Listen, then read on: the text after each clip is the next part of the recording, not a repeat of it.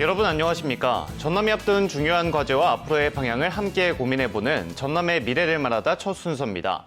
오늘 모신 분은 국회에서 농업과 지역경제 현안을 꾸준히 챙겨온 담양 한평 영광 장성지역구 이계호 의원입니다. 국회 활동을 비롯해 비상계엄 이후 정치권이 마주한 책임, 그리고 AI 에너지 전환 속 전남의 새로운 기회까지 이야기 나눠보겠습니다. 의원님 안녕하십니까? 예, 반갑습니다. 이계호입니다. 예, 간단하게 시청자분들께 소개 한마디 해주시죠. 네, 담양 한평 영광 장성 지역구 이계호 의원입니다. 오래간만에 목포 MBC 우리 시청자 여러분들께 인사드립니다. 반갑습니다. 이번 국회에서 가장 집중한 분야는 어디에 집중을 하셨을까요? 제가 이제 보건복지위원이니까 예. 보건복지위원으로서 이제 크게 보면 이제 두 가지인데 한 가지는 이제 대한민국 보건복지 행정의 전반적인 어떤 혹시 미흡한 점이나 예. 또 보완할 점이 무엇인지 그걸 이제 파악하는 거고요. 또 한 가지는 이제 전남을 포함해서 이 대한민국의 지방과 수도권과의 의료 복지의 격차 그게 만만치 않거든요. 그렇죠. 그런 부분들을 하나하나 이제 지적을 하고 보완 대책을 강구를 하도록 또 대안을 제시하고 뭐 그렇게 하는데 역점을 두었습니다. 몇 가지만 사례를 한번 들어보면요. 예. 뭐 이건 이제 그 부분하고는 조금 약간 다른 부분이 될 수도 있겠습니다만은 그 소위 요즘 극우라고는 세력이 분명히 있지 않습니까? 예. 극우들을 중심으로 해가지고 뭐 하고 있는 여러 뭐 이상한 상황 중에서 협중 정서를 조장하는 게 있습니다. 그렇죠. 중국 하면 그냥 뭐 아주 뭐 이상한 집단으로 매도를 하고 또 그렇게 해서 우리 민주당 정부가 뭐 중국 친중이라는 뭐 그런 프레임을 씌우려고 자꾸 노력을 하고 예. 그래가지고 미국과 중국과의 어떤 그 대결 구도를 형성하고 있죠. 형성을 해서 예. 우리가 미국은 멀리하고 중국을 뭐 친중국 하는 것처럼 이렇게 해서 묘한 이제 프레임을 만들어내고 있거든요. 그 중에 이런 게 있었습니다. 중국 사람들이 한국에 의료 관광을 많이 옵니다. 예, 실제로 그렇죠. 뭐 성형, 피부과 뭐 이런 부분에 있어서는 뭐 중국 그 고객들이 상당히 중요한 비중을 차지하고 있거든요. 예. 이 사람들이 와가지고 한국에서 그 의료보험을 이제 혜택을 많이 보고 먹튀를 한다는 겁니다. 예. 그래서 그걸 가지고 앞으로 뭐 중국 의료 관광을 막아야 된다는 둥, 뭐 그런 좀 책임 있는 국민의힘의 제1야당인 국민의힘의 뭐 대변인까지 그런 논평을 내놓고 그러더라고요. 예. 그래서 내용을 쭉 파악해 보니까 전혀 사실과 다릅니다. 이제 의료보험이 보험료 납부를 하죠. 그렇죠. 그러면 그 보험료를 토대로 해가지고 이제 보험금을 지급을 하지 않습니까? 예. 그게 의료 이제 이제 수혜죠. 그런데 보험료 납부하는 게 보험금 나가는 것보다 훨씬 많습니다. 오. 그러니까 보험이 흑자인 거예요. 예. 근데 무슨 먹튀입니까? 그래서 중국 사람들이 많이 한국을 오면 그만큼 도움이 되는 거죠. 관광객이니까. 그렇죠. 그러는데 그걸 갖다가 중국이 우리 대한민국에 와가지고 의료 먹튀하려고 온다. 뭐 이런 식의 프레임을 자꾸 만들어내는 네. 굉장히 불쾌했습니다. 그래서 그런 내용을 가지고 이제 그렇게 떠들어댔던 것이 가짜 뉴스라는 것을 입증을 했죠. 예. 제가 제일 먼저 또 마침 제가 보건복지회 국정감사 때 1번 발언자였거든요. 예. 그걸 이제 제가 제일 먼저 제시를 했고 그 뭐 많은 언론에서 또 그걸 잘 받아줘서 이 협중 정서를 뭐 완화한다면 좀 이상합니다만은 이 잘못된 거라는 것을 입증하는데 예. 상당한 기여를 했다고 자평을 하고 있습니다. 거기에 덧붙여서 이제 의료와 관련해서 우리 전남이 다른 지역과 달리 지금 의대가 없잖아요. 그렇죠. 뭐 이곳 목포도 지금 의대 유치를 위해서 뭐 온 시민들이 다 나서서 아주 적극적인 노력을 하고 계시는데 예. 어쨌든 빨리 의대 전남이 만들어야 됩니다. 17개 전국 시도 중에서 우리 전남만 의대가 없거든요. 그렇죠. 그래서 이제 촉구를 하고 있는데 저 목포대학과 순천대학을 통합을 해서 단일대학에 어딘가에 이제 하겠다는 게 정부 방침이거든요. 예. 근데 그 시기를 개교 시기를 2030년으로 잡고 있습니다. 그럼 지금 2025년이니까 무슨 5년씩이나 걸립니까? 그렇죠. 그때는 이재명 정부의 임기도 끝날 때거든요. 예. 그럼 물론 이재명 정부가 끝나더라도 뭐 대한민국은 계속되는 거니까 예? 일은 이루어지겠지만 그러나 이재명 대통령 그 재임 기간 중에 해야죠. 그렇죠. 적극적인 지원을 하시니까. 예. 그래서 이걸 어떻게든지 빨리 좀 촉진을 해라. 예. 각종 절차를 좀 앞당겨서 할 수 있도록 패스트 트랙을 좀 가동을 해서 예.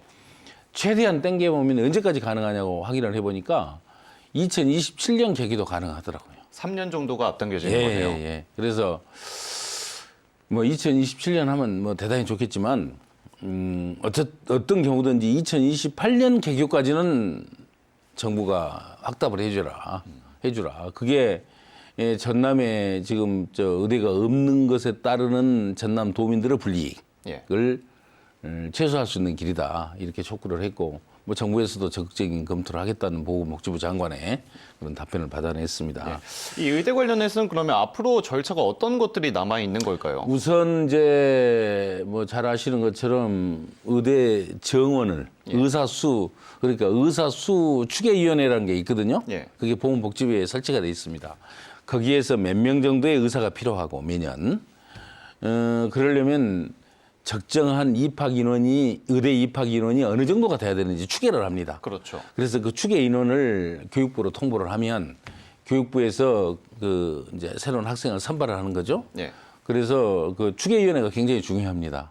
다행히 이 관련 법이 지난 상반기 때 확정이 돼서 제정이 돼서 내년부터는 이제 추계위원회가 가동되거든요. 그래서 내년에 연도별 추계위원회를 가동하고 거기에서 2028년 또는 좀 땡기면 2027년까지 7년 정도의 입학 인원을 정확히 산정을 해가지고 통보를 해주면 그 중에 일부를 배정을 이제 교육부가 하는 거죠. 예.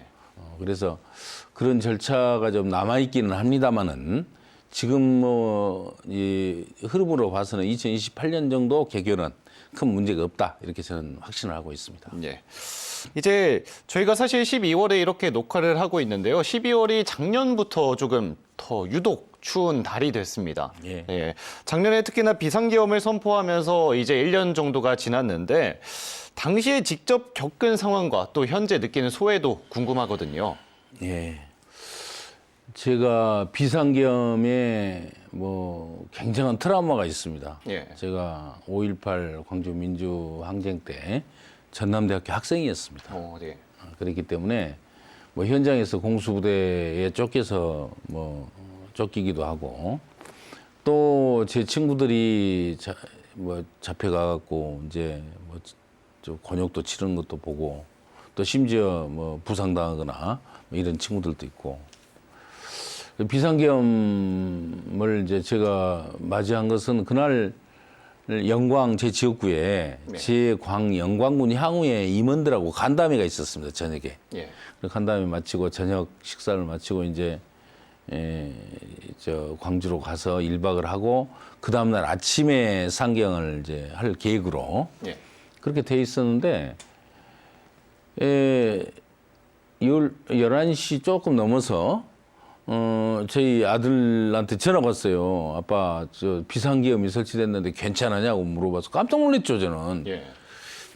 처음에는 뭐 무슨 말도 안 되는 얘기를 한다. 그래서 뭐 비상계엄이 어디에 나왔어? 옛날 얘기 아니야? 그랬더니 아니, 윤석열이 비상계엄 선포를 했다는 거예요. 그래서 놀라서 이제 TV를 켰죠. 그래서 보니까 실제로 그 상황이 전개가 되고 있는데 제가 아까 모두에서 말씀드린 것처럼 약간은 트라우마가 있잖아요. 엄청 떨리더라고요.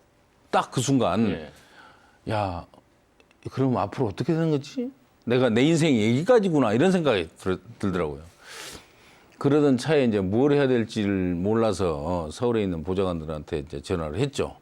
지금 어떻게 됐냐? 지금 어떻게 해야 되냐? 그러니까 지금 국회 소집 빨리 해야 됩니다. 그래서 이제 갈랐는데 시간이 뭐 11시가 넘은 시간 아니겠습니까? 그렇죠. 예.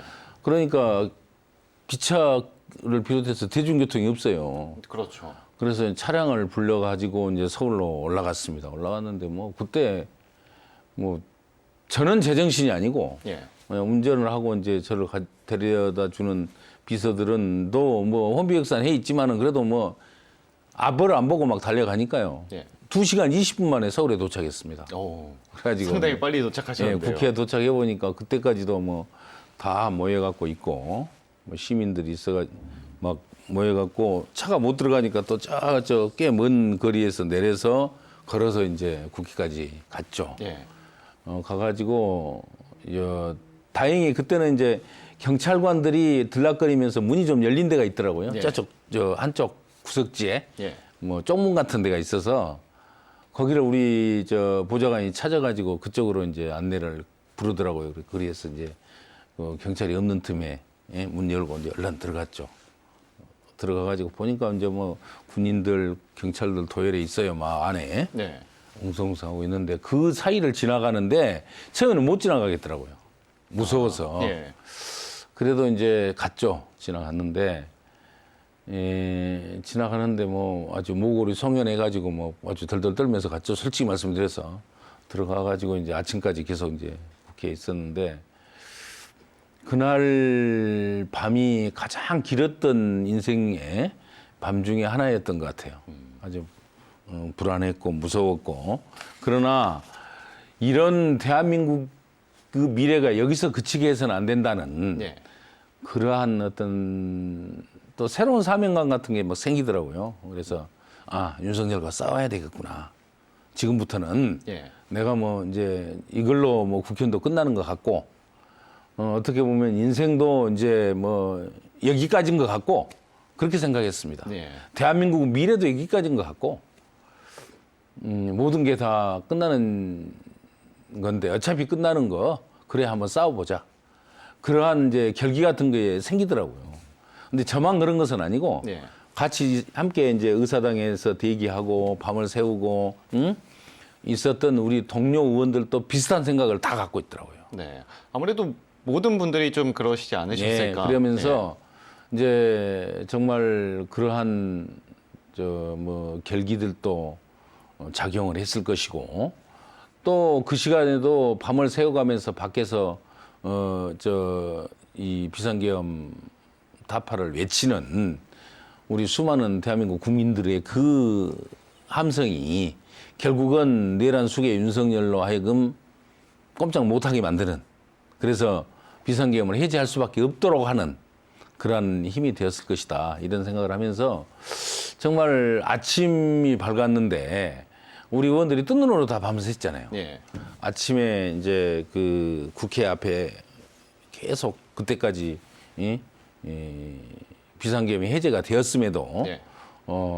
국회 앞을 지키고 있던 시민들한테 가서 큰절을 하고 또 우리 스스로가 위대한 대한민국 국민이구나 이런 국민들이 있는데 정말 내란 숙의 윤석열을 비롯해서 그 세력들의 그 허망한 생각에 대해서 정말 가소롭기 짝이 없는 그런 인식을 또 더욱 새롭게 하는 그런 시간이었다 이렇게 생각합니다. 네. 이 내란 종식이 빠르게 이루어져야 될 텐데 추경호 당시 대표 같은 경우에도 구속영장이 기각이 되면서 좀 길어지는 영향을 보이고 있습니다. 현재 가장 시급한 과제는 무엇이라고 생각을 하십니까? 내란 종식이죠. 뭐니 해도 저는 반드시 내란 특별재판부가 반드시 만들어져야 한다고 생각합니다. 예. 그래서 내란 사범에 대해서 정말 제대로 심판을 해서 다시는 이 땅에 그러한 엉뚱한 생각을 갖는 작자들이 나타나지 않도록 뭐 그동안에 우리가 역사의 교훈을 충분히 가졌다고 생각을 했습니다만 그래도 이런 윤석열 같은 그런 뭐 어리석은 자가 나타날 것을 어떻게 상상인들이 했겠습니까? 그렇죠. 앞으로도 최악의 지도자는 아직 나오지 않았다는 얘기가 있습니다. 예. 뭔 얘기냐면 정말 윤석열보다 더한 놈도 나타날 수 있다는 거죠. 그래서 이번에 내란 세력에 대해서는 정말 처절할 만큼 심판을 해야 된다. 이렇게 생각을 하고요. 그렇게 하려면 구속 기간도 지금 현행 제도보다 훨씬 늘려서 1년 정도로 늘리고 또 전담 재판부를 따로 만들어서 그 재판만 신속하고 효율적으로 또 철저하게 파헤칠 수 있는 그러한 이 제도를 반드시 이번에 민주당이 만들어내야 된다 생각합니다. 다행히 이 전담 재판부 관련해서는 지금 법사위 그 법안 소위까지는 통과가 됐더라고요. 예. 전체 회의와 법사위 전체 회의와 본회의가 아직 남아 있기는 합니다만은 어쨌든 반드시 내란 전담 재판부 해서 철저하게 내란 세력에 대해서 처단을 해야 된다고 생각하고요. 내란 정결이 첫 번째, 예. 두 번째 이 차제에 대한민국의 최고 기득권층 한 번 검찰이면 영원한 검찰이라고 생각하는 절대 권력인 이 검찰 해체해야 됩니다. 반드시 해체하고 또 이 조이대와 직위원으로 대표되는 대한민국의 이 사법부 어떤 방식으로든지 국민의 뜻을 따르는 이 대한민국 민주주의 하의 사법부로 반드시 개편해야 된다. 개혁해야 된다. 이렇게 생각을 하고요. 예.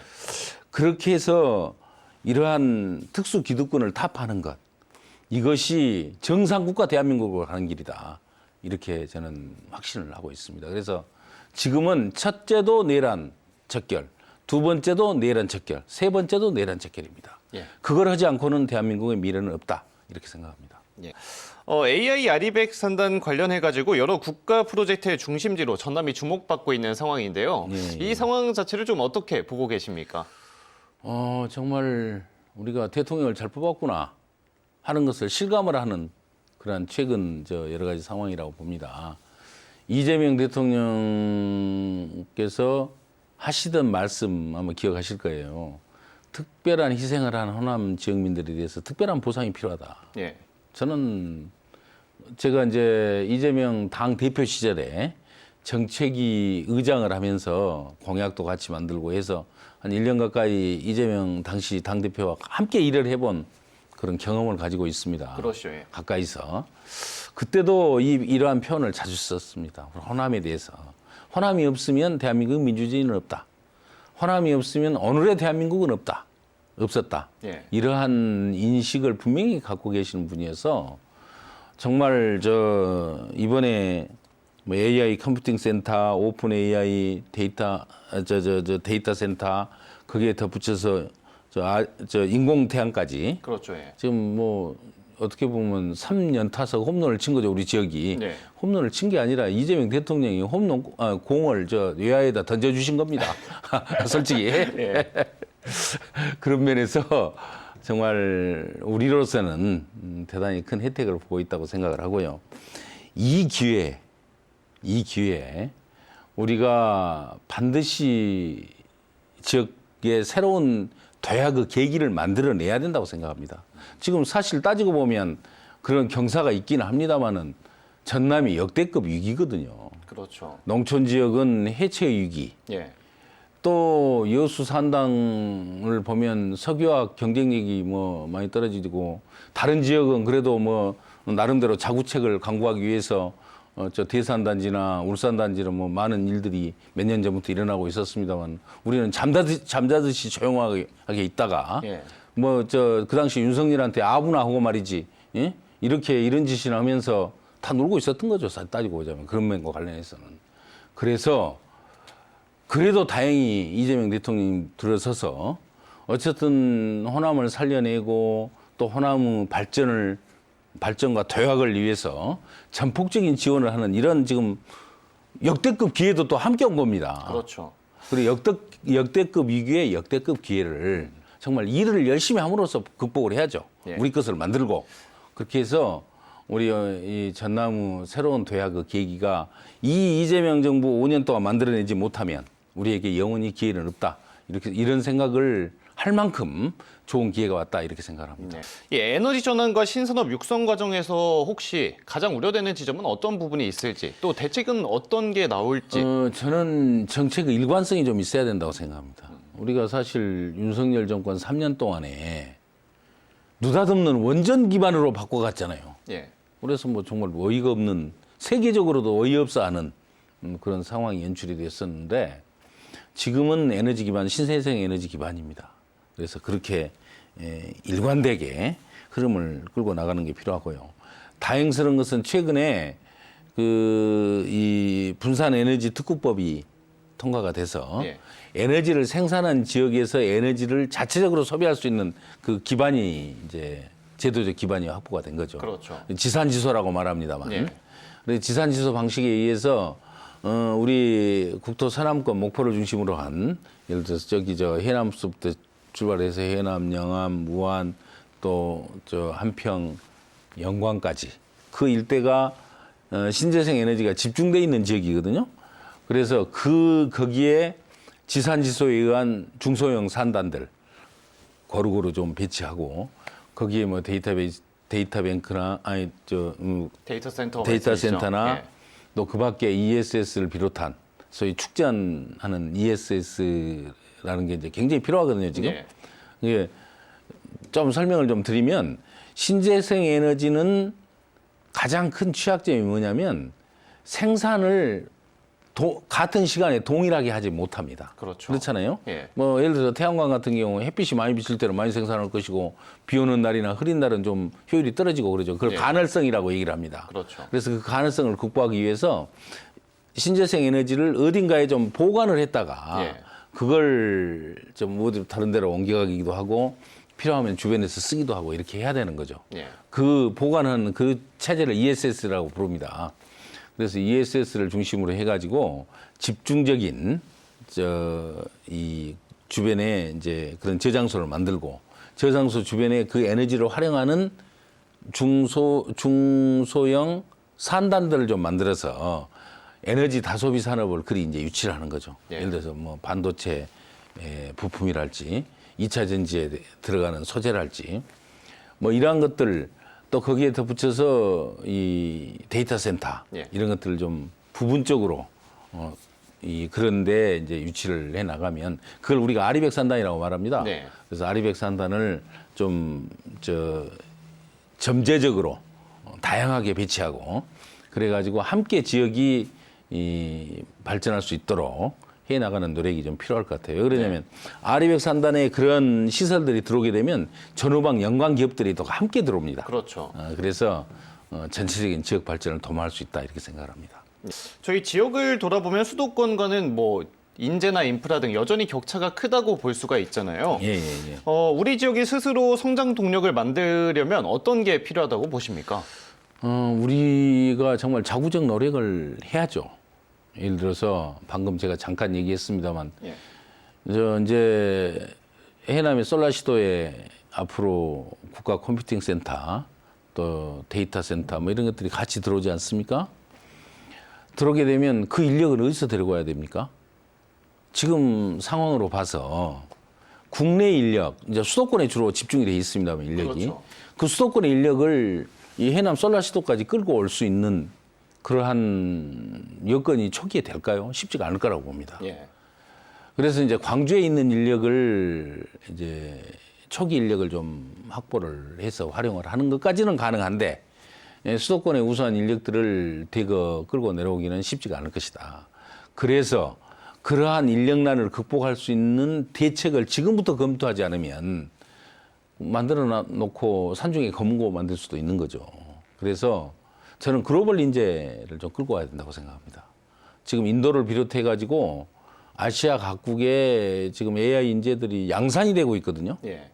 그 인재들이 전부 유럽이나 미국으로 갑니다.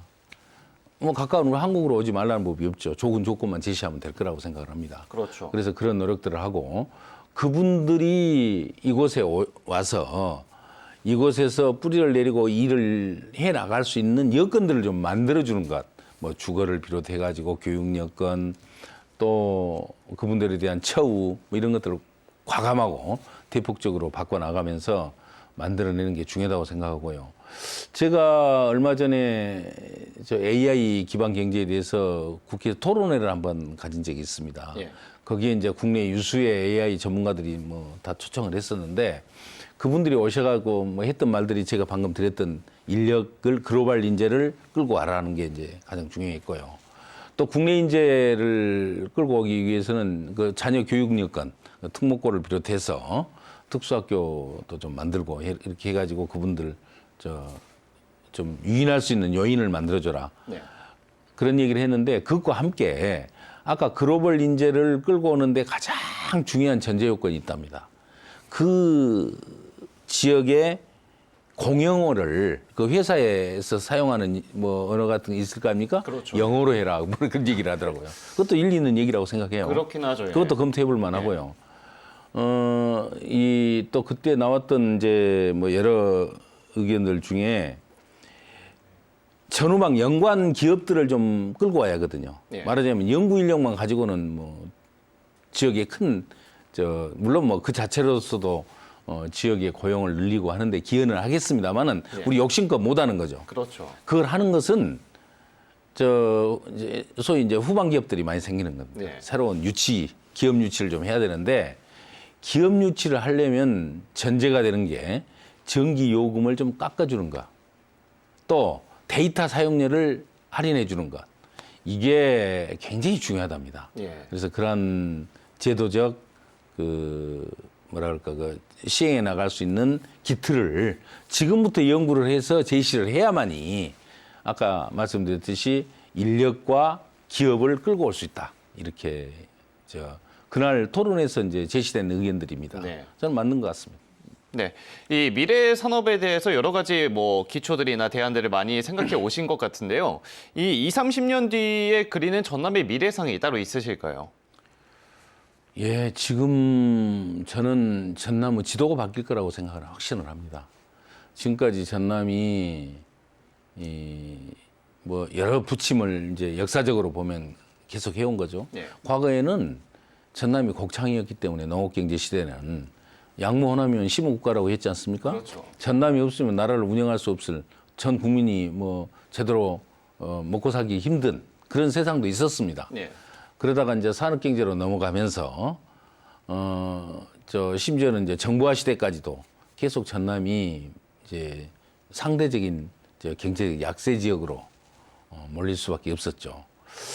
그러나 이제 아까 말씀드렸듯이 AI 기반, 에너지 기반으로 경제 체제가 이제 급속하게 바뀌지 않습니까? 이 상황에서는 의외로 우리 전남이 가장 좋은 여건을 갖춘 지역이 되고 있습니다. 그래서 지금 이때를 우리가 잘 활용을 해가지고 앞으로 발전을 해 나간다면 저는 뭐 대한민국 지도가 다 바뀐다. 밤에 보는 야경이 바뀔 것이다. 예. 인공위성에서 보면 호남은 상대적으로 뭐 불빛이 훨씬 적고 뭐 그런 걸 우리가 확인을 했지 않습니까? 그렇죠. 가장 밝은 지역이 될 것이다. 저는 그런 확신을 가지고 있습니다. 오늘 정말 좋은 말씀과 또 쓴소리도 해주셨는데요. 마지막으로 시청자분들께 한마디 해주시죠. 네, 전남이 역대급 위기 속에서 또 역대급 기회도 함께 맞이하고 있습니다. 이 역대급 기회를 잘 살려나가는 노력, 물론 관에서 잘 이끌어 나가고 또 대안들을 제시하는 것도 중요하겠습니다만 도민들의 관심과 참여가 또 그 못지않게 필요한 요건이라고 생각을 합니다. 우리 전남 도민 여러분들은 나라가 어려울 때는 나라를 지켰고 또 우리 지역의 자존심을 굳건히 지키시면서 오늘의 전남을 만들어주신 분들이십니다. 앞으로도 이 좋은 기회 우리가 잘 활용할 수 있도록 두 눈 부릅뜨고 우리 도민 여러분들께서 관심과 응원 또 참여 함께 부탁을 드리겠습니다. 네, 오늘 여기까지 듣겠습니다. 오늘 말씀 감사합니다. 예, 고맙습니다. 네, 지금까지 이계호 국회의원과 함께했습니다. 시청해주신 여러분 고맙습니다.